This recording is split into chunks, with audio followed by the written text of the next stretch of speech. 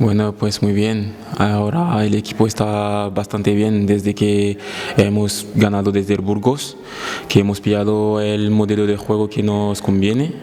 Y la victoria que hemos hecho contra el Lugo nos ha venido muy bien para poder afrontar al Coruxo este finde. Pues sí, de toda forma, cualquier partido que tenemos que jugar son finales. Entonces el Coruxo es un equipo que pues tenemos que ganar, sí o sí para poder volver a ganar primero y para poder acercarnos de los playouts.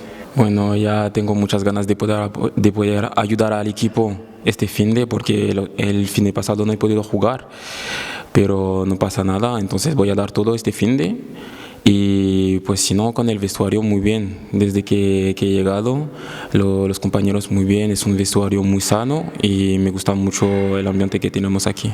Yo siempre lo que digo es que la afición es un jugador más, así que el apoyo que tenemos de la afición nos ayuda muchísimo y este fin de va a ser muy importante que la afición esté con nosotros para poder aguantar y poder ganar este partido.